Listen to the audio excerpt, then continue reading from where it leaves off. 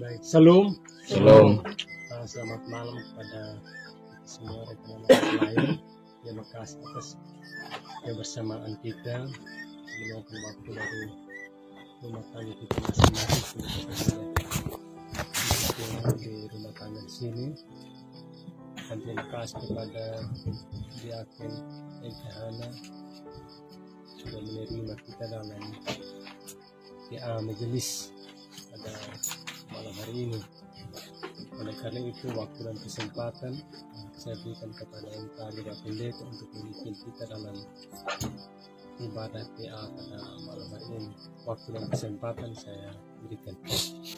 Baik, terima kasih Bapak menjawab. Selamat malam rekan-rekan Penatua, Diaken, Koster, dan juga Ibu Diaken MT Hana dengan semua keluarga di sini. Shalom. Shalom. Baik, kekasih-kekasih Tuhan, mari kita siap hati, kita masuk dalam PA ini, dalam ibadah ini, dan memulainya saatnya kita puji Tuhan dari Kidung Jemaat nomor 60, bait 1 dan 7. Kidung Jemaat nomor 60, bait 1 dan bait 7.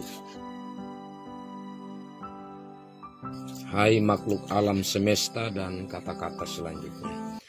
Hai makhluk alam semesta, Tuhan Allahmu pujilah. Haleluya, haleluya.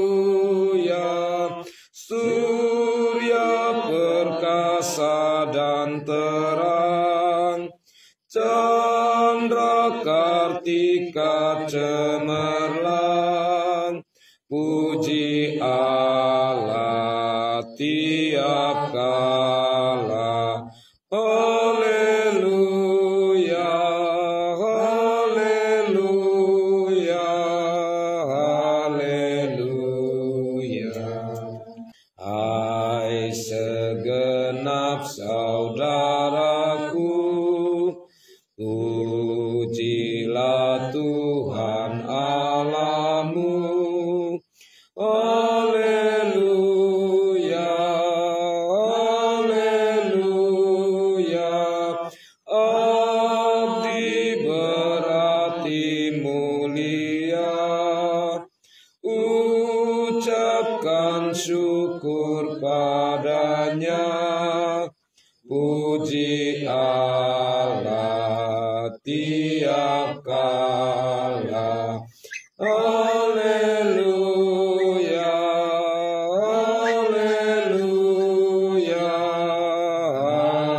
haleluya. Kita akan masuk di dalam doa untuk pemberitaan sabda Tuhan, dan saya mohon kesediaan Ibu Diaken Deborah Okadi untuk membawa kita di dalam doa. Nada kata Allah amanam ilit surga ala nahgani datuhmanin pengeran anam memerabi itu dari umhi at dalam ampahoro keradat hagmatan kadang maita punya muri nakada paawi penanung amparawa maromat gama talak-lak ng lepah lapak niti umhi dari umhi muri ikdama ketuluman Diaken intihan ang panung bikin ang papyakan bikin ang pakuyhong bikin niya majelis jemaat muri kaya nuhuhun anang ng bahago ng limin pangkual ka ng aat kaya kayihi ko rin at kung aganan ng pakinurun kaputin nur dedin hukum kaya kaya dahil nur kaya kung umang kahira na ng kual ka ng aat lihi limat kaya at aganan ng samang sa muri dedin na hukum kaya kaya muri nukuhin kay may kuruhin matro lilutuin. Di makarating matmur ang katombol ng karmatan. Tututid man ang perang ng maraming. At doon kami nag-alto ng maraming riyego kito. Napakuntar ba ni Ama abim butri. Amin. Amin. Terima kasih Ibu Yaken. Ya, kita masuk di kitab Kejadian pasal 11 bagian akhir sampai pasal 25 khusus di Abraham, tapi saya pilih bagian bacaan di Kejadian pasal 22. Kejadian pasal 22 ayat 1 sampai dengan ayatnya yang ke-19. Kejadian pasal 22 ayat 1 sampai ayat 19. Saya bacakan bagi kita, Bapak Mama, saudara-saudari kekasih Tuhan. Judul perikop, kepercayaan Abraham diuji. Setelah semuanya itu Allah mencoba Abraham, ia berfirman kepadanya, Abraham, lalu sahutnya, ya Tuhan, firman-Nya, ambillah anakmu yang tunggal itu yang engkau kasihi, yakni Ishak. Pergilah ke tanah Moria dan persembahkanlah dia di sana sebagai korban bakaran pada salah satu gunung yang akan kukatakan kepadamu. Keesokan harinya pagi-pagi, bangunlah Abraham. Ia memasang pelana keledainya dan memanggil 2 orang bujangnya beserta Ishak anaknya. Ia membelah kayu untuk korban bakaran itu. Lalu berangkatlah ia dan pergi ke tempat yang dikatakan Allah kepadanya. Ketika pada hari ketiga Abraham melayangkan pandangnya, kelihatanlah kepadanya tempat itu dari jauh. Kata Abraham kepada kedua bujangnya itu, tinggallah kamu di sini dengan keledai ini, aku beserta anak ini akan pergi ke sana. Kami akan sembahyang, sesudah itu kami kembali kepadamu. Lalu Abraham mengambil kayu untuk korban bakaran itu dan memikulkannya ke atas bahu Ishak anaknya. Sedang di tangannya dibawanya api dan pisau. Demikianlah keduanya berjalan bersama-sama. Lalu berkatalah Ishak kepada Abraham, ayahnya, Bapa, sahut Abraham, ya anakku, bertanyalah ia, di sini sudah ada api dan kayu, tetapi di manakah anak domba untuk korban bakaran itu? Sahut Abraham, Allah yang akan menyediakan anak domba untuk korban bakaran baginya anakku. Demikianlah keduanya berjalan bersama-sama. Sampailah mereka ke tempat yang dikatakan Allah kepadanya, lalu Abraham mendirikan mezbah di situ, disusunnyalah kayu, diikatnya Ishak anaknya itu dan diletakkannya di mezbah itu, di atas kayu api. Sesudah itu Abraham mengulurkan tangannya, lalu mengambil pisau untuk menyembelih anaknya. Tetapi berserulah malaikat Tuhan dari langit kepadanya, Abraham, Abraham. Sahutnya, ya Tuhan. Lalu ia berfirman, jangan bunuh anak itu dan jangan kau apa-apakan dia. Sebab telah kuketahui sekarang bahwa engkau takut akan Allah, dan engkau tidak segan-segan untuk menyerahkan anakmu yang tunggal kepadaku. Lalu Abraham menoleh dan melihat seekor domba jantan di belakangnya, yang tanduknya tersangkut dalam belukar. Abraham mengambil domba itu, lalu mengorbankannya sebagai korban bakaran pengganti anaknya. Dan Abraham menamai tempat itu, Tuhan menyediakan. Sebab itu sampai sekarang dikatakan orang, di atas gunung Tuhan akan disediakan. Untuk kedua kalinya berserulah malaikat Tuhan dari langit kepada Abraham, katanya, aku bersumpah demi diriku sendiri, demikianlah firman Tuhan. Karena engkau telah berbuat demikian dan engkau tidak segan-segan untuk menyerahkan anakmu yang tunggal kepadaku, maka aku akan memberkati engkau berlimpah-limpah dan membuat keturunanmu sangat banyak seperti bintang di langit dan seperti pasir di tepi laut. Dan keturunanmu itu akan menduduki kota-kota musuhnya. Oleh keturunanmu lah semua bangsa di bumi akan mendapat berkat, karena engkau mendengarkan firmanku. Kemudian kembalilah Abraham kepada kedua bujangnya, dan mereka bersama-sama berangkat ke Berseba, dan Abraham tinggal di Berseba. Demikian bagian sabda Tuhan. Berbahagialah kita yang selalu rindu mendengar, merenungkan, menerima firman Tuhan dan melakukan dalam hidup sehari-hari. Shalom. Shalom. Kekasih-kekasih Tuhan, kalau kita ingat yang lalu, tema secara umum yang diangkat adalah tentang ibadah yang sejati, berlawanan dengan ibadah yang palsu. Sejak Adam dan Hawa ditempatkan di Taman Eden, di situ Allah ingin supaya Adam dan Hawa ini hidup di dalam suasana beribadah, di mana setelah 6 hari penciptaan, hari yang ke-7 Tuhan memberkati hari itu menjadi hari ibadah bagi ciptaannya, terutama manusia, dengan Tuhan sebagai pencipta. Tetapi karena ketidaktaatan dari Adam dan Hawa, sehingga ibadah persekutuan yang tadi begitu murni, begitu sangat intim, ya, menjadi ternoda. Di mana karena dosa, akhirnya Adam dan Hawa dihalau dari Taman Eden ke arah timur. Dan kekasih-kekasih Tuhan, karena dosa itu melahirkan berbagai macam bentuk dosa. Sejak mulai Kain dan Habel terjadi pembunuhan, Kain kepada adiknya.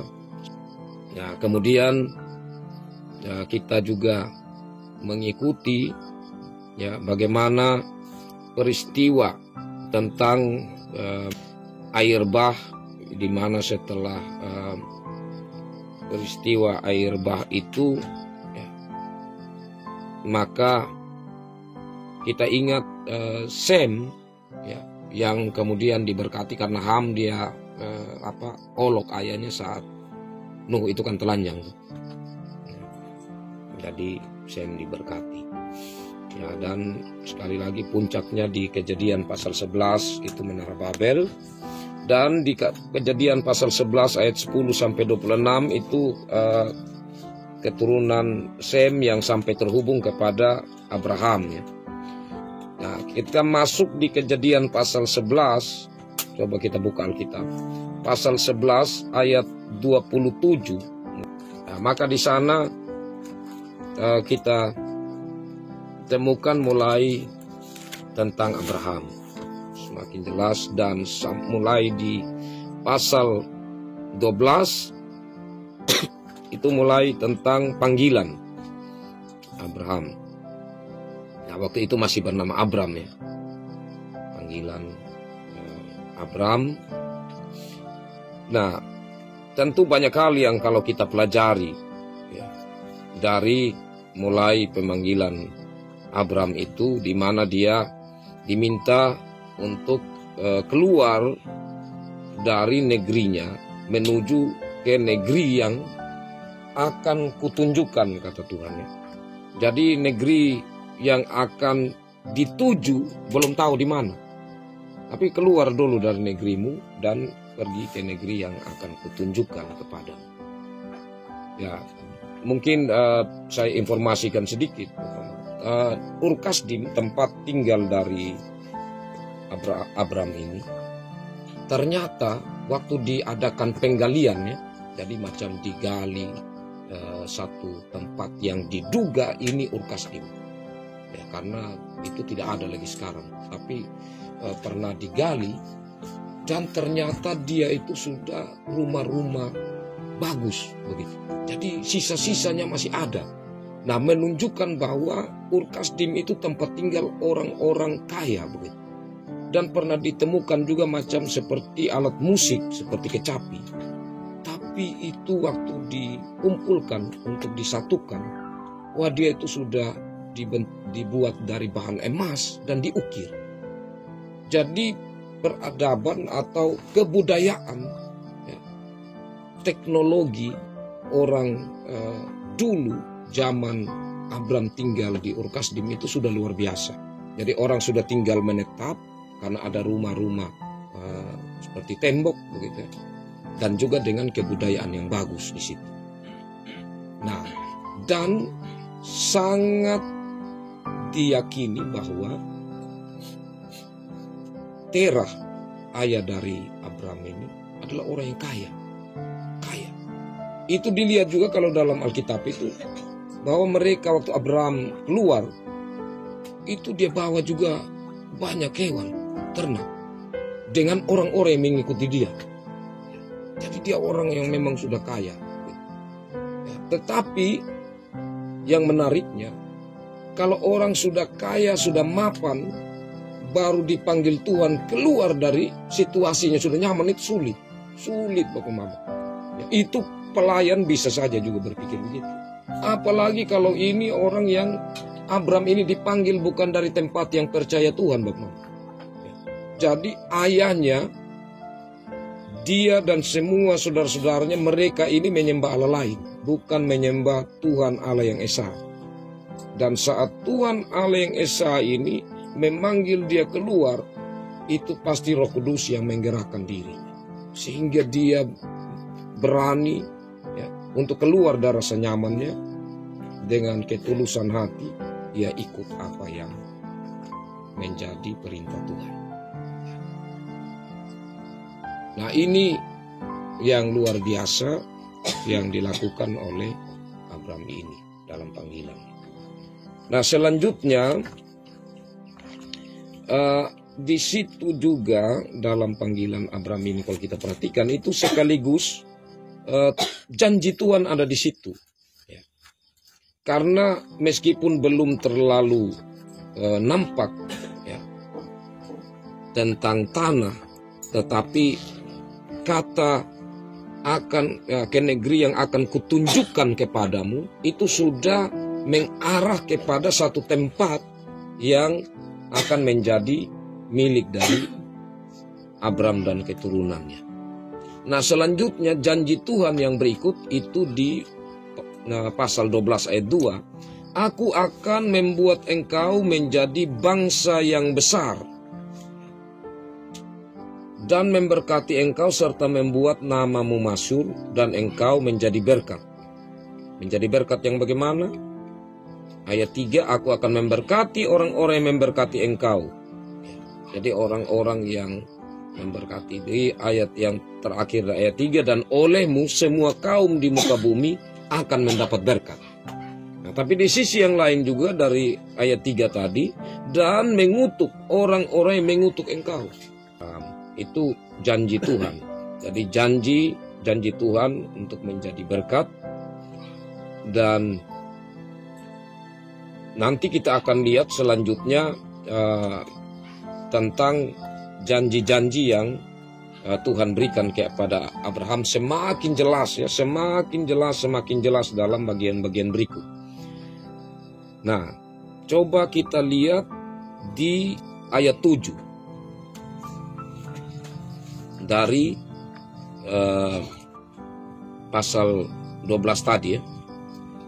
Ketika itu Tuhan menampakkan diri kepada Abraham dan berfirman, aku akan memberikan negeri ini. Nah, ini Abraham sudah sampai di Kanaan. Jadi ini cerita yang dipersingkat gitu ya. Dalam perjalanan ya, kemudian nanti Abraham di ayat 7 ya, atau dari ayat 6, Abraham berjalan melalui negeri itu sampai ke suatu tempat dekat Sikem, yaitu pohon terbantin di More. Ya, waktu itu orang Kanaan diam di negeri itu. Ketika itu Tuhan menampakkan diri kepada Abraham dan berfirman, aku akan memberikan negeri ini kepada keturunanmu. Ya, jadi di situ Abraham diberi janji oleh Tuhan tentang tanah yang jelas bahwa Kanaan. Nah, kita lihat di lebih meningkat lagi di Kejadian pasal 13 ayat 14 sampai 17. Kejadian 13 ayat 14 sampai ayat yang ke-17. Dia katakan begini, setelah Lot berpisah daripada Abram, berfirmanlah Tuhan kepada Abram, pandanglah sekelilingmu dan lihatlah dari tempat engkau berdiri itu, ke timur dan ke barat, utara dan selatan. Sebab seluruh negeri yang kau lihat itu akan kuberikan kepadamu dan kepada keturunanmu untuk selama-lamanya. Semakin jelas tentang tanah itu ya. Nah, selanjutnya kita juga akan melihat tentang janji itu berhubungan dengan letak tanah pasal 15 ayat 18 sampai 21. Pasal 15 kita mulai ayat 18. Nah, ini dia lebih jelas lagi, Pak. Jadi kita lihat dia semakin mengarah. Jadi saya bilang yang lalu kalau kita baca Alkitab itu dari yang mulai samar-samar terus dia akan ke depan akan semakin lebih jelas. Ya, jadi pasal 15 ayat 18, pada hari itulah Tuhan mengadakan perjanjian kepada Abram serta berfirman, kepada keturunanmu laku berikan negeri ini mulai dari sungai Mesir sampai ke sungai yang besar itu, sungai Efrat, yakni tanah orang Keni, orang Kenas, orang Kadmon, orang Het, orang Feris, orang Refaim, orang Amori, orang Kanaan, orang Girgasi, dan orang Yebus itu. Semakin jelas dia punya batas-batas.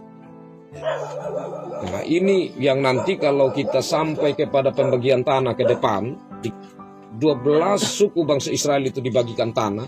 Nah, itu dia akan semakin lebih jelas lagi.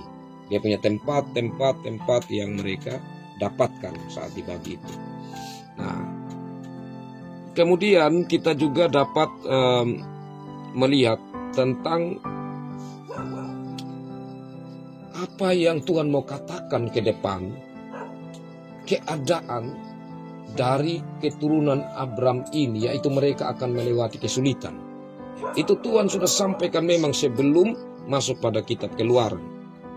Jadi kita lihat itu di pasal 15 ayat 13.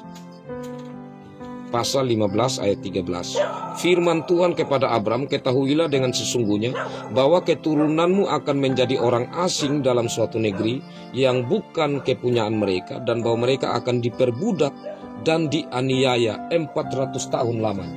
Jadi sudah sampaikan memang dari awal bahwa nanti mereka akan diperbudak. Di mana? Tidak disampaikan di sini.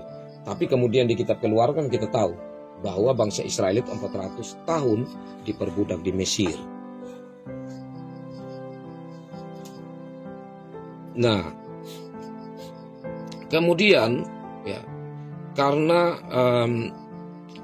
Tuhan ini mengatakan bahwa keturunanmu nanti akan banyak, ya, Abram kan dia satu kali dia bingung, dia bilang, Tuhan, saya ini bagaimana? Kita ini dia tambah tua terus, saya dan suami istri. Apakah nanti yang akan menjadi ahli waris itu saya punya hamba paling tua, yang paling seperti sudah menjadi anak angkat begitu, Eliezer. Ya. Tapi Tuhan bilang tidak, tetap nanti itu anak dari engkau dan Sarah. Itu kita coba lihat pasal 18 ayat 10 sampai 15. Nah, itu saat mau mengarah kepada Sodom dan Gomora yang 3 orang, salah satunya itu Tuhan Yesus, ya. Jadi kata malaikat Tuhan dengan M huruf besar itu seperti yang lalu saya sampaikan, itu sebenarnya Tuhan Yesus. Ya, jadi mulai dari ayat 10, dan firman-Nya, sesungguhnya aku akan kembali tahun depan mendapatkan engkau. Pada waktu itulah Sarah istrimu akan mempunyai seorang anak laki-laki. Dan Sarah mendengar pada pintu kemah yang di belakangnya. Adapun Abram dan Sarah telah tua dan lanjut umurnya, dan Sarah telah mati haid. Jadi tertawalah Sarah dalam hatinya, katanya, akan beraikah aku setelah aku sudah layu, sedangkan tuanku sudah tua? Lalu berfirmanlah Tuhan kepada Abram, mengapa Sarah tertawa dan berkata, sungguhkah aku akan melahirkan anak sedangkan aku sudah tua? Ya. Adakah sesuatu apapun yang mustahil untuk Tuhan? Pada waktu yang telah ditetapkan itu, tahun depan aku akan kembali dan mendapatkan engkau. Pada waktu itulah Sarah mempunyai seorang anak laki-laki. Ya. Jadi sampai pada akhirnya, kalau kita perhatikan di ayat pasal 21, ya. Pasal 21 jelas di situ. Yaitu tentang lahirnya Ishak. Nah, selain itu penting sekali untuk kita melihat juga tentang tema ibadah kita yang lalu, itu salah satunya adalah mesbah, dan sebenarnya itu penting sekali. Di mana saya sampaikan yang lalu bahwa mesbah itu sejak Habel itu sama-sama. Ya, kan Kain dan Habel mempersembahkan korban, ya pasti itu di atas mesbah. Karena binatang itu ditaruh di atas mesbah, dibakar untuk kemudian dipersembahkan kepada Tuhan. Ya, demikian pun hasil bumi. Ya, tapi mesbah itu, ya kalau kita ingat yang saya sampaikan yang lalu, dia sampai menjadi jelas karena tercantum ya dalam firman kata mesbah itu mulai dari saat zaman Nuh. Saat Nuh turun dari Bahtera, maka di situ dia membangun mesbah dan dia mulai mempersembahkan korban kepada Tuhan. Dan kita ingat bahwa korban yang disediakan oleh Nuh itu adalah korban yang sebenarnya disediakan oleh Tuhan, karena tidak ada andil bagi Nuh untuk mendapatkan korban, karena semua hewan ya, ternak yang keluar dari Bahtera itu semua yang Tuhan sendiri gerakan mereka untuk datang sendiri di Bahtera Nuh. Ya, kita ingat itu. Nah, kita lihat di Abraham itu mulai dari pasal 12 ayat 7. Ya, di situ kita mulai melihat tentang pendirian mesbah. Ya, jadi tentang Abraham mulai dari pasal 12, kita lihat ayat 7, ketika itu Tuhan menampakkan diri kepada Abraham yang tadi ya. Aku akan memberikan negeri ini kepada keturunan, maka didirikannya di situ mesbah bagi Tuhan yang telah menampakkan diri kepadanya. Jadi alasan atau latar belakang dari pendirian mesbah itu karena Tuhan menampakkan diri kepada Abraham. Nah, selanjutnya kita lihat di tentang apa juga ya, tentang tempat ya. Tentang tempat itu dekat Sikem ya, di ayat 6 ya. Abraham berjalan melalui negeri sampai ke suatu tempat dekat Sikem, yakni pohon terbanting di More. Nah, ini kita akan temukan tentang pohon. Jadi mesbah itu dia dibangun ya, itu ada juga satu ikatan dengan pohon. Ya, ini mengingatkan tentang di Taman Eden itu ya, peristiwa pohon itu.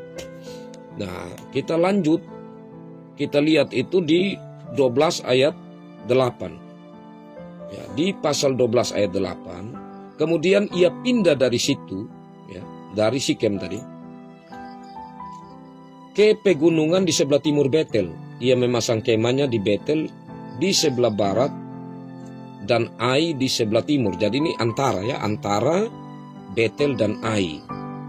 Jadi Betel di sebelah barat, Ai di sebelah timur. Jadi di antara itu atau di Padua di tengah itu dia mendirikan di situ mesbah bagi Tuhan dan memanggil nama Tuhan. Nah, ini kan mengingatkan kita kepada keturunan dari Set yang lalu ya. Keturunan dari Set sampai ke Enos itu kan sejak zaman itu orang mulai memanggil nama Tuhan. Itu di tentang keturunan dari Set yang lalu. Ya, jadi tema ibadah di sini adalah memanggil nama Tuhan. Kalau yang tadi itu karena bertemu Tuhan di situ, sekarang ia mendirikan kemah dan mesbah dan di situ ia memanggil nama Tuhan. Jadi ibadah ya, salah satu temanya yang penting sekali adalah memanggil nama Tuhan. Ya, tidak bisa ibadah terjadi kalau di situ tidak dipanggil nama Tuhan. Nah, selanjutnya kita melihat lagi ya, tadi pasal 12 ya, 13 ayat 18. 13 ayat 18. Sesudah itu Abram memindahkan kemahnya dan menetap di dekat pohon-pohon terbanting di Mamre, dekat Hebron, lalu didirikannya lah mesbah di situ bagi Tuhan. Jadi ini peristiwa setelah Tuhan menampakkan diri.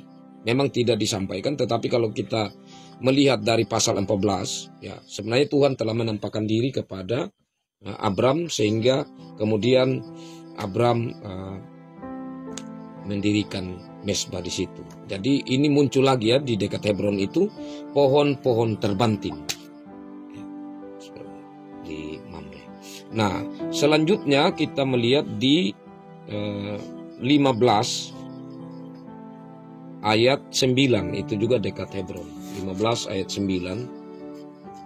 Firman Tuhan kepadanya, ambillah bagiku seekor lembu betina berumur 3 tahun, seekor kambing betina berumur 3 tahun, seekor domba jantan berumur 3 tahun, seekor burung tekukur dan seekor anak burung merpati. Nah, diambilnya semua dan selanjutnya. Ya, ini Abram ya diminta untuk memberi persembahan kepada Tuhan, dan ya korban persembahan itu ditentukan oleh Tuhan sendiri. Dan nanti Bapak Mama kita akan temukan ya, di kitab, contohnya kitab Imamat ke depan, kita akan temukan bahwa binatang-binatang atau binatang korban yang ditentukan oleh Tuhan ini itu akan berlaku terus. Akan berlaku terus. Jadi ini sudah disampaikan sejak dari Abram. Dan baru muncul kali ini ya. Sebelum-sebelumnya kan hanya mendirikan mesbah, memanggil nama Tuhan, menyembah Tuhan, tetapi korban itu baru muncul di sini. Jadi bangun mesbah tidak saja untuk berseru kepada Tuhan, bersyukur kepada Tuhan, tetapi juga ada korban persembahan yang ditentukan oleh Tuhan sendiri. Nah, selanjutnya kita melihat di pasal 21 ayat 33. Pasal 21 ayat 33. Lalu Abram menanam sebatang pohon tamariska di Berseba dan memanggil di sana nama Tuhan Allah yang kekal. Ya, jadi di sini ibadah memanggil nama Tuhan, dan ditambahkan lagi di sana memanggil di sana nama Tuhan Allah yang kekal. Ya, jadi semakin memperjelas tentang siapa Allah itu. Nah, ini kita lihat ya juga tentang pohon ada di situ ya, ditanam ya oleh Abram. Itu nanti kita akan temukan menariknya dalam PA selanjutnya nanti, karena ini masih Abram. Oke, kita masuk sekarang yang berikutnya tentang kelemahan dari Abram. Nah, kelemahan dari Abram ini kita tahu bersama, saya pernah khotbah yang lalu tentang kitab Kejadian. Kalau Bapak Mama masih ingat, mulai dari Abram, bagaimana dia kelemahannya menipu, meningkat kepada Ishak, dan puncaknya itu kepada Yakub. Ya, tapi sekarang saya penyegaran kembali saja tentang Abram yang tentu kita ingat persis ya, hanya untuk penyegaran kembali saja.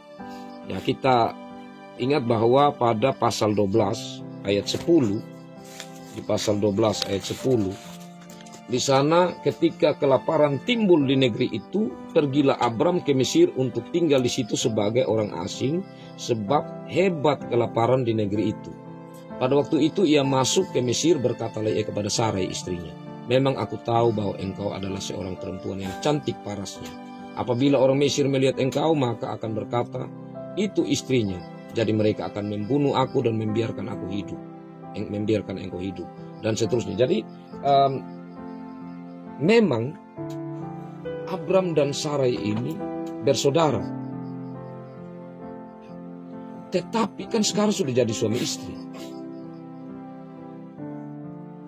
Kalau dia bilang nanti kau sampaikan kepada orang lain bahwa kita yang bersaudara, maka ada kan peluang untuk orang lain ini kan ambil Sarah menjadi istri. Nah, ini tindakan sebenarnya membahayakan, karena Tuhan sudah bilang saya akan memberkati keturunanmu ya, dan keturunanmu nanti akan menduduki negeri ya.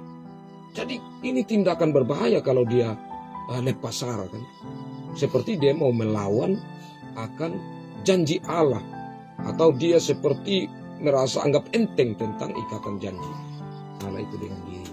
Nah, ini salah satu kelemahan dari Abram, yang tentu kalau di situ dikatakan alasannya ya, sampai dia harus pergi ke Mesir dan juga bertindak seperti itu ada dua. Pertama karena kelaparan. Ya. Daripada mati harus cari siasat seperti ini. Kedua karena takut mati.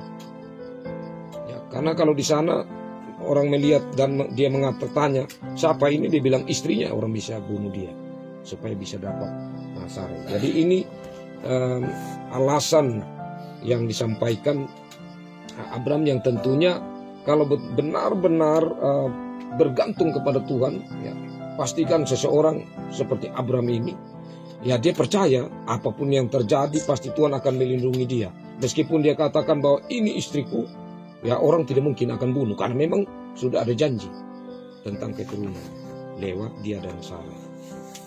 Nah, kelemahan ini kekasih-kekasih Tuhan bukan satu kali, tapi dua kali. Coba kita lihat lagi, itu di pasal 20. Pasal 20, mulai dari ayat 1. Nah, ini di Gerar. Lalu Abram berangkat dari situ ke tanah Negeb dan ia menetap antara Kades dan Syur. Ia tinggal di Gerar sebagai orang asing. Oleh karena Abraham telah mengatakan tentang Sarah istrinya, dia saudaraku, maka Abimelek raja Gerar menyuruh mengambil Sarah. Nah, ini kita lihat kalau tadi itu di pasal 12 itu kan dia masih bernama Abram. Tapi sekarang yang dia sudah bernama Abraham, artinya identitasnya itu sudah dirubah oleh Tuhan supaya dia semakin menyadari tentang bagaimana hidupnya dan keturunannya di hadapan hadirat Tuhan berhubungan dengan janji yang Tuhan berikan. Ya, tapi inilah kemanusiaan dan Alkitab secara jujur menyatakan itu tentang Abram bagaimanapun juga, atau Abraham, dia adalah manusia biasa. Ya, jadi ini tindakan membahayakan juga yang dilakukan oleh Abraham. Ya, tapi kekasih-kekasih Tuhan, kalau kita melihat baik di pasal 12 tadi maupun di pasal 20 ini, ya, justru di pasal 12 tadi itu di Mesir, ya, itu Firaun yang pada akhirnya ambil sama Sarai, tetapi dia di istana itu mendapatkan tulah yang hebat, ya. Tulah yang hebat. Nah, kalau di pasal 20 ini itu Abimelek beserta seisi istana juga mendapatkan masalah, hukuman. Jadi kandungan ibu-ibu di istana itu ditutup.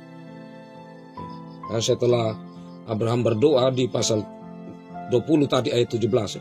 Lalu Abraham berdoa kepada Allah dan Allah menyembuhkan Abimelek dan istrinya dan budak-budaknya perempuan sehingga mereka melahirkan anak.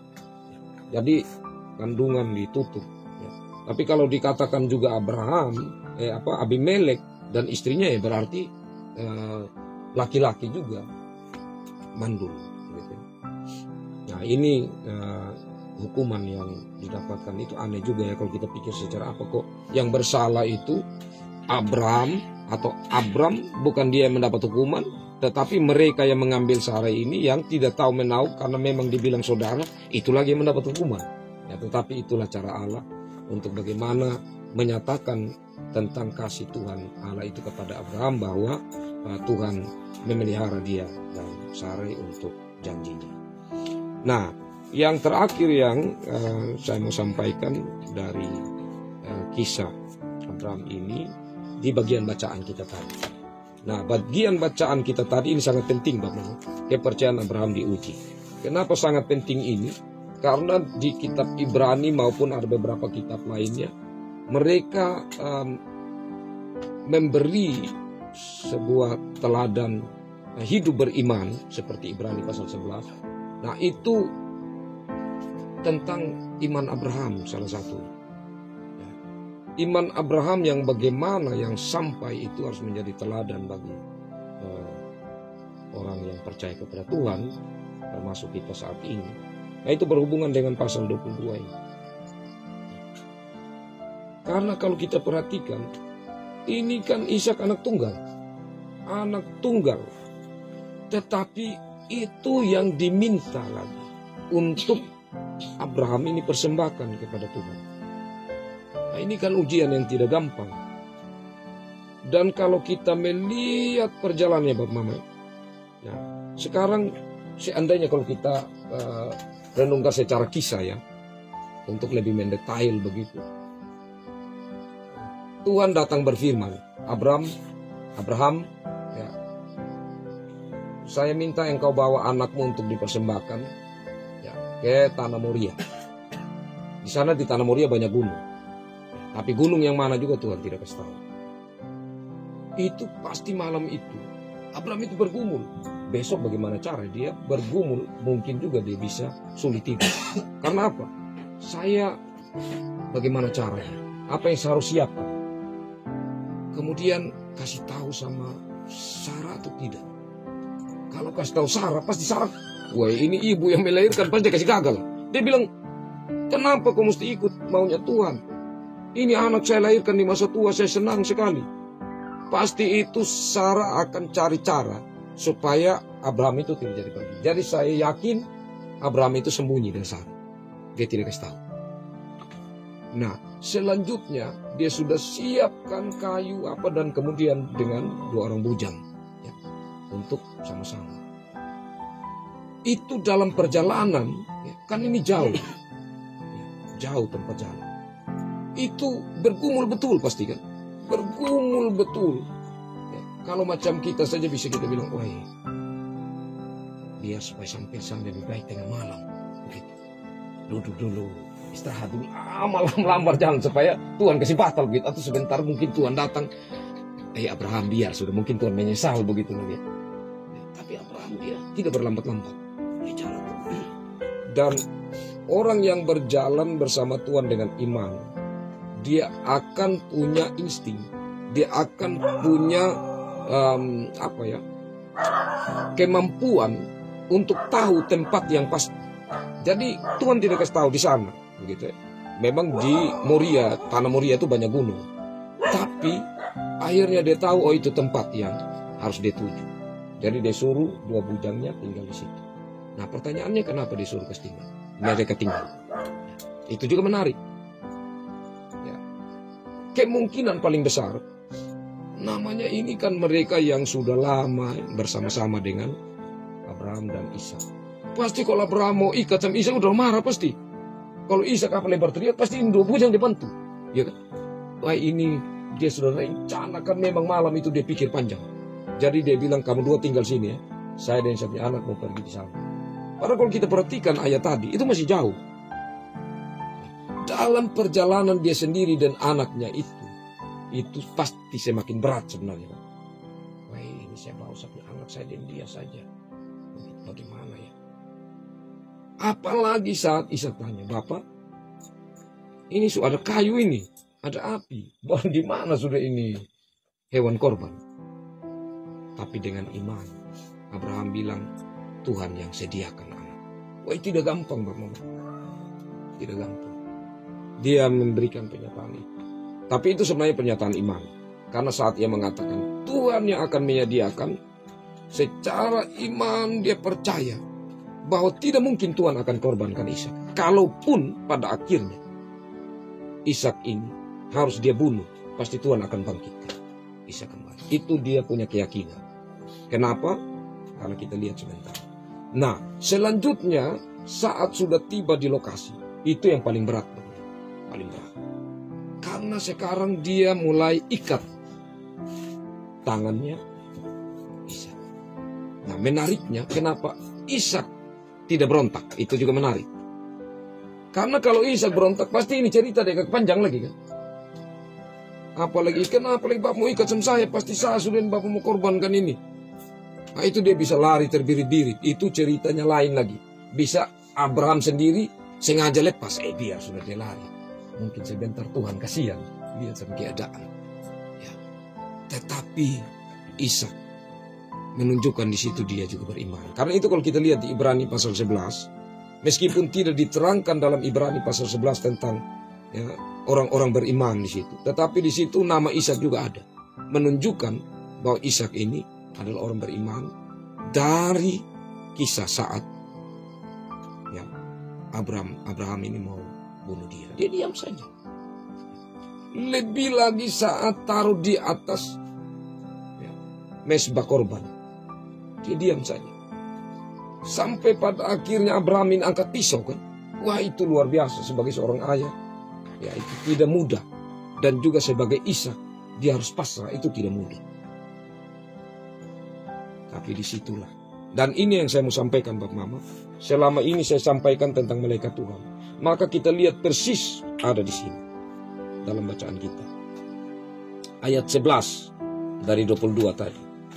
Tetapi berserulah, itu huruf besar ya. Malaikat Tuhan dari langit kepadanya. Abraham, sautnya, ya Tuhan.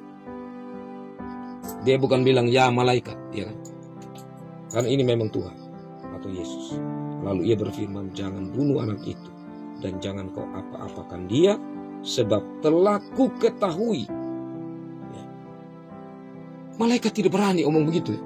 Ini hanya Tuhan yang berani omong begitu. Atau yang wajar, yang layak untuk bicara seperti itu. Sebab telah ku ketahui sekarang bahwa engkau takut akan Allah dan engkau tidak segan-segan untuk menyerahkan anakmu yang tunggal kepadaku. Ya. Ku itu terakhir huruf besar. Ini menunjukkan bahwa memang itu Yesus. Karena kalau kita akan sampai di perjanjian baru nanti, bahwa benar-benar Yesus itu adalah pemimpin dari malaikat. Nah, kita akan sampai juga nanti gambarannya tentang malaikat ini ya, di Yakub. Nah, tapi kalau kita perhatikan sebelumnya juga kita dapat juga peristiwa Sodom dan Gomora. Itu sebenarnya di situ sudah jelas tentang malaikat Tuhan yang nanti 2 orang saja yang sampai di Sodom dan Gomora dari 3 orang yang datang. Sedangkan yang satunya itu nanti ada doa dari Abraham atau permintaan supaya jangan sampai Sodom dan Gomora itu dimusnahkan. Nah, dari cerita tentang kepercayaan atau iman dari Abraham ini diuji, Mama kasih Tuhan. Ya, ini memang kalau kita masuk dalam kehidupan kita sekarang, terlalu banyak tantangan yang kita hadapi sebagai majelis jemaat, baik dalam rumah tangga maupun dalam pelayanan. Ya. Kiranya apa yang kita lihat atau kita disegarkan kembali dari cerita yang sudah kita tahu bersama tentang Abraham ini, kembali menyegarkan iman percaya kita untuk kita tetap kuat, tetap kokoh ya, meskipun menghadapi hal-hal yang berat di dalam perjalanan hidup kita. Dan saya batasi sampai di sini kekasih-kekasih Tuhan, dan saya beri kesempatan kepada kita untuk berbagi berkat bersama, dan juga mungkin ada pertanyaan untuk kita sama-sama diskusikan. Baik, saya mulai dari Bapak Penutu MDR. Terima kasih atas kesempatan yang diberikan kepada saya hari ini tentang firman pada PA kita pada malam hari yang sangat menarik. Apa yang telah Bapak Pendeta diberikan dan pada sebuah pertanyaan saja. Silakan. Ya. Seperti yang kita ketahui bahwa tanah perjanjian yang Abraham yang telah Tuhan berikan kepada Abraham pada zaman itu adalah Kanaan. Tetapi ketika masuk pada era modern sekarang itu berarti itu berada di Palestina.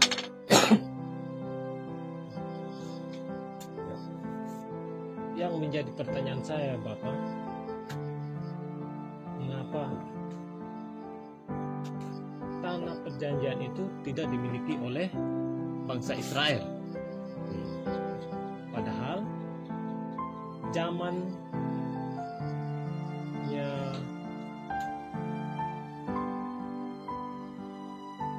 Nabi Yesua pada saat itu bahwa tanah perjanjian itu telah dimiliki oleh Israel, padahal diklaim, sehingga menjadi pertentangan antara Israel dan Palestina. Mungkin itu saja.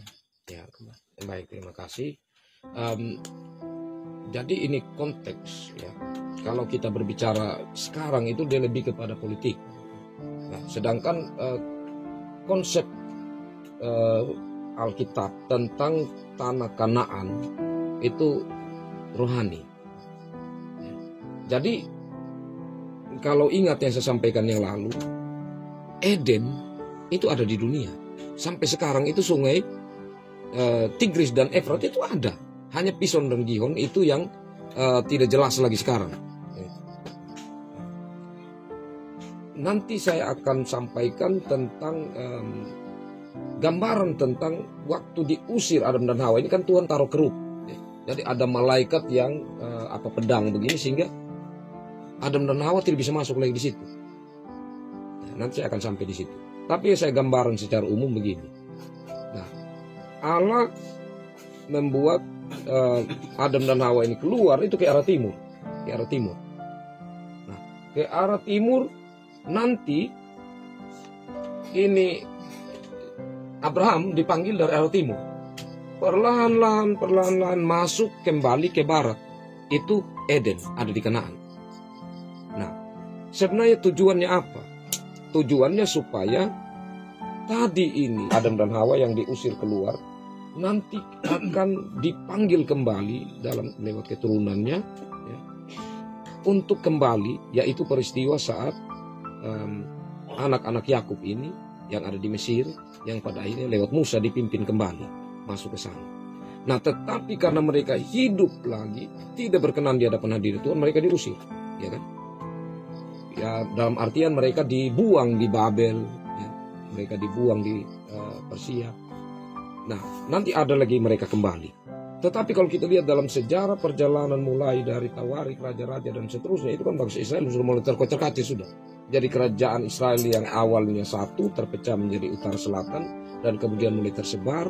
Nah, terjadi sampai kepada selesai Alkitab itu ditulis, ya mulai masuk di Perjanjian Baru, itu bangsa Israel sudah terserak di mana-mana sudah. Dan tempat mereka yang pasti sudah diduduki di Perjanjian Baru oleh Romawi, dijajah oleh Romawi. Nah, kita ingat, saya juga lupa-lupa dalam perjalanan sejarah itu kan bangsa Israel sudah diserang oleh Islam, oleh Arab, diserang juga oleh Inggris, dan ada beberapa negara yang akhirnya mereka sendiri tidak punya hak lagi di situ. Boleh bilang gitu. Tetapi kita ingat dalam sejarah itu Zionis kan. Nah, jadi gerakan Zionis, gerakan orang-orang Israel yang berpikir kita harus kembali ke Israel, kita harus kembali ke tanah kita. Nah, itu sudah masuk politik sudah. Saya tidak berani untuk lebih jauh di situ karena itu sudah berbicara tentang hal politik yang sekarang. Ya, apakah mereka mendapat kemungkinan untuk terus mempertahankan itu? Tetapi kalau secara rohani, kenapa saya tidak masuk di situ? Karena Tuhan Yesus sudah bilang bahwa bait Allah itu saya. Itu nanti saya akan masuk lebih jauh di situ. Bahwa bukan lagi di Sion, bukan lagi di Gerizim, bukan lagi di Yehuda, bukan lagi di Samaria. Tetapi bait Allah itu adalah diri. Itu kata Yesus. Nah, kita akan sampai di sana. Tapi untuk yang Bapak sampaikan tentang masuk ke sini, itu hal politis yang agak rumit untuk kita letakkan secara rohani. Baik, terima kasih Bapak Eka. Apa masih ada tanggapan? Kami Mama Nina, Om Cesar, Mama Anton,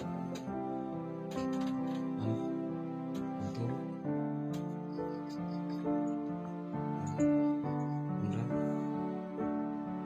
Bapak Angel, Yus, Bapak Angel,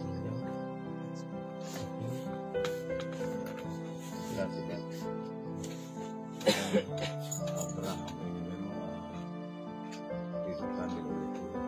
Terus Tuhan sudah punya janji-janji nanti itu tanah diberikan.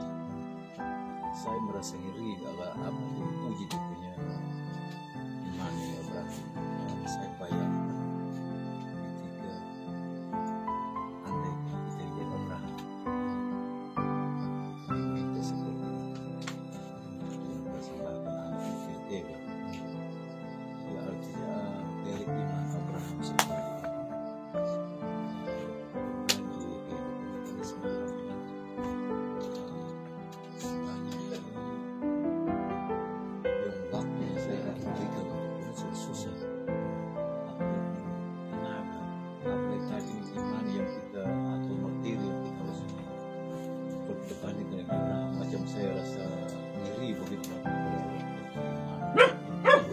satu-satunya anak harus bersembah.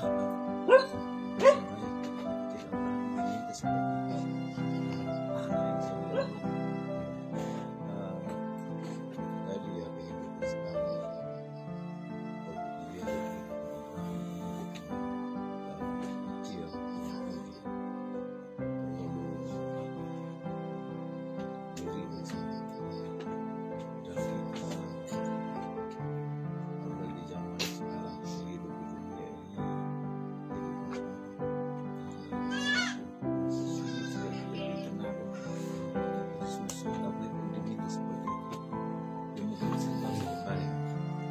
Nah, terima kasih. Saya tidak ulang lagi. Ya, ada satu hal yang menarik untuk saya tambahkan kepada kita daripada yang disampaikan oleh Bapak ini. Jadi begini, di Kanaan, Bapak, itu hal mempersembahkan anak sulung hal biasa, dan memang bukan hal biasanya, tetapi itu menjadi satu apa begitu macam kalau kita di sini ritual begitu. Nah, jadi mempersembahkan kepada dewa anak sulung itu memang seperti itu. Jadi kalau kita ingat nanti seperti di mana-mana termasuk di Mesir kematian anak sulung ya, karena memang anak sulung dipersembahkan untuk dewa. Memang Tuhan nanti ya anak sulung itu dipersembahkan untuk biasanya kalau di sudah zaman imamah gitu ya, itu nanti anak sulung itu di untuk rumah Tuhan begitu. Jadi mereka memberi anak sulung itu untuk ada di rumah Tuhan. Nah, jadi mempersembahkan anak sulung itu hal biasa di Kanaan, tetap kepada dewa. Nah, ini juga mau miris ya, mau membandingkan bahwa Tuhan minta. Abraham ini pas dipikir, ini Tuhan yang mana kok minta? Tapi dia percaya bahwa ini Tuhan Allah yang Esa yang minta dia. Nah, dan dia percaya bahwa Tuhan pasti akan membangkitkan Isa kembali. Meskipun pada akhirnya bukan seperti itu. Yang kedua, menunjukkan yang tadi pertama menunjukkan bahwa Tuhan beda dengan dewa-dewa orang Kanaan. Dia tidak minta anak sulung untuk dipersembahkan, korban dibunuh. Tapi yang kedua, ini yang menarik. Ini sebenarnya gambaran tentang Allah menyediakan, itu dia punya tema kan. Bahwa nanti Allah sediakan Yesus menjadi korban yang sulung. Kata domba di sini yang menjadi persembahan ya. Nah, itu merujuk nanti kepada Yesus. Jadi saya bilang tadi, kalau di Alkitab itu dari awalnya samar, nanti akan semakin jelas, semakin terang apa yang digambarkan dari sini. Ya, terima kasih membuat saya juga teringat dari Bapak Hans, Bapak Ketua, Bapak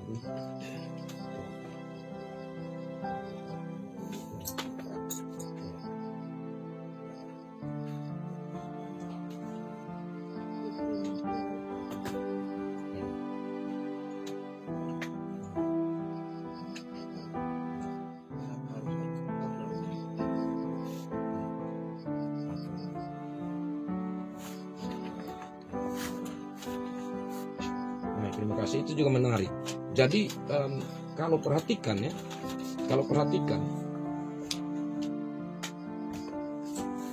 biasanya itu kan yang punya hak dan yang seharusnya prioritas itu anak sulung ya. Saya kasih umum ya. Nah, nanti kita akan lihat selanjutnya seperti anak sebelum Ishak itu kan ada, meskipun itu dengan Hagar kalau tidak salah ya. Ismail ya. Kenapa bukan Ismail? Tapi harusnya. Terus waktu Ishak lagi, dia punya anak adalah Esau dan Yakub. Esau kan lebih kakak. Kenapa bukan Esau? Apalagi kalau kita lihat ini macam Ishak juga itu kan nanti sama dengan nanti kita lihat ke depan. Sama dengan bapaknya juga tipu tentang istrinya itu saudaranya. Nah, tapi ini yang namanya otoritas. Tuhan tidak memilih seseorang berdasarkan statusnya. Dia lebih kakak, dia lebih adik. Yang berikut, Tuhan tidak memilih orang berdasarkan kebaikannya. Atau jangan sampai ini siapa lebih baik begitu ya contohnya. Nah, kenapa pilih sama Abraham ya? Tapi itulah otoritas Tuhan. Seperti kalau kita kembalikan kepada diri kita, siapakah saya? Kenapa Tuhan pilih saya? Jadi kita tidak punya kebanggaan untuk mau mengatakan bahwa kita layak di hadapan Tuhan. Tetapi inilah cara Tuhan memilih kita untuk ada di dalam bagian pelayanan. Ya, saya pikir intinya ada di situ. Terima kasih. Ada lagi kapan juga?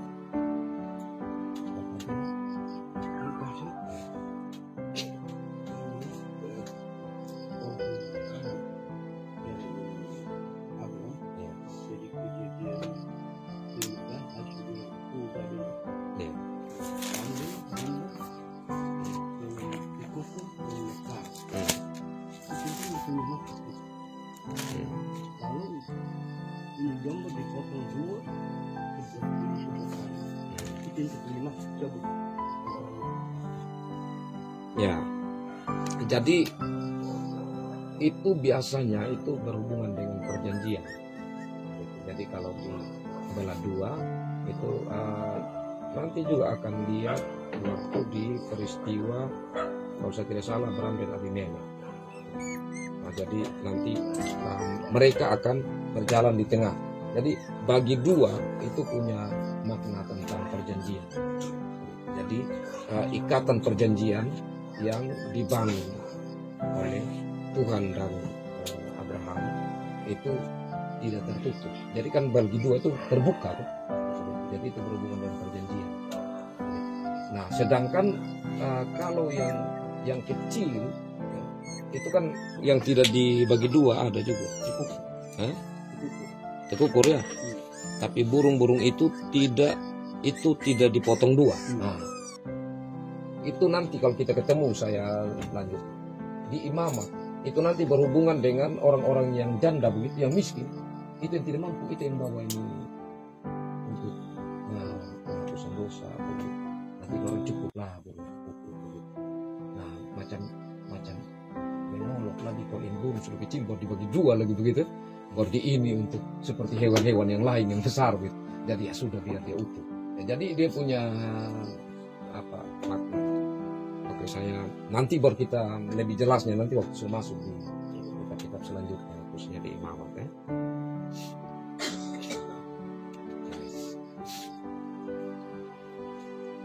Ada lagi Mama sebelum saya tutup?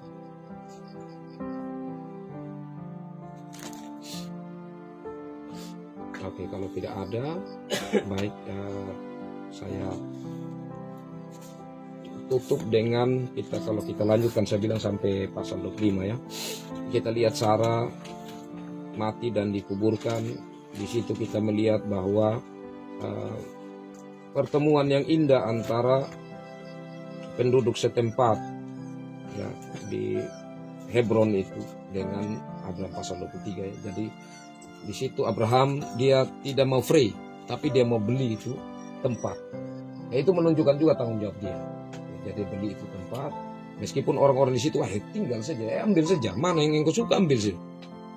Apalagi itu menunjukkan bahwa Abraham dia hidup di tengah-tengah satu lingkungan, dia baik sekali. Ya, jadi dia betul-betul menjaga karakternya sebagai anak Tuhan. Jadi orang di situ sangat menghormati, bayangkan di tempat ambil saja terserah, tapi dia bilang tidak, saya mau beli. Itu menunjukkan bahwa Abraham ini juga memikirkan hal yang panjang ke depan.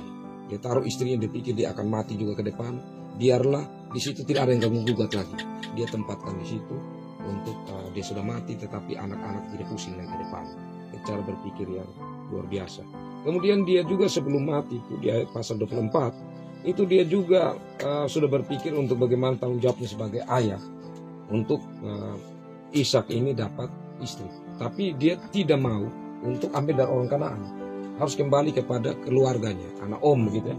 Nah, jadi itu tanggung jawab orang tua yang penting sekali. Nah, itu juga kita akan lihat bujang dari Abraham, bagaimana dia punya cara untuk mendapatkan istri bagi Ishak. Dia betul-betul berjalan berpegang pada Tuhan. Dan apa yang disampaikan oleh Abraham, dia tidak kasih kurang, tidak kasih lebih. Itu betul. Itu menunjukkan bahwa orang yang jujur, yang taat, orang yang setia kepada Tuhan ya. Kemudian kita lanjut di pasal 25. Nah, itu sampai di ayat 11 saja. Dan setelah Abraham mati, Allah memberkati Ishak anaknya itu, dan Ishak diam dekat sumur Lahairoi. Sumur Lahairoi ini kita ingat dulu waktu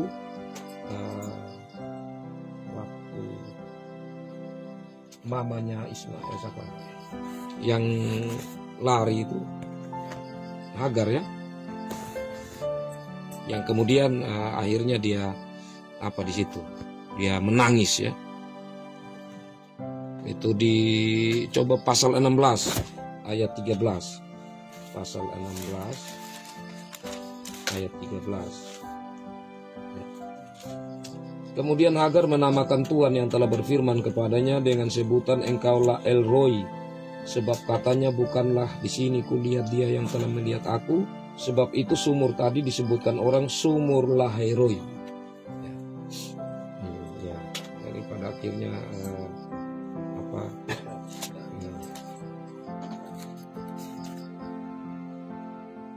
jadi Ishak tinggal di dekat sumur itu.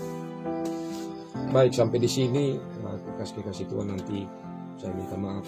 Saya sudah ketik ini Bapak Mama. Ini sudah ketik semua. Hanya saya print tadi tidak ini, jadi nanti kalau jadi ke depan saya bagikan dalam pertemuan berikut kepada kita. Kita akan lanjut nanti khusus di Ishak dan Yakub, karena kalau Ishak tidak terlalu banyak, Yakub agak panjang, tapi lebih panjang juga lagi nanti Yusuf. Jadi nanti yang pertemuan berikut Ishak dan Yakub.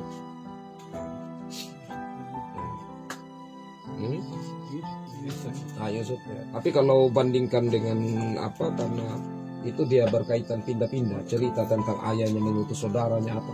Tapi kalau khusus yang Abraham ini dia belasan ayat, ke-13 atau pasal, dia agak lebih panjang tentang Abraham. Baik, demikian itu. Terima kasih Bapak Mama. Kiranya ada sedikit dalam campur tangan Roh Kudus Tuhan yang kita boleh tangkap untuk kita jadikan pegangan di dalam hidup beriman kita dan juga di dalam pelayanan yang Tuhan anugerahkan kepada kita. Tuhan memberkati firman-Nya dan memberkati kita semua. Amin. Mari kita menyanyi bersama dari Kidung Jemaat 460 bait 2. Kidung Jemaat 460 bait 2.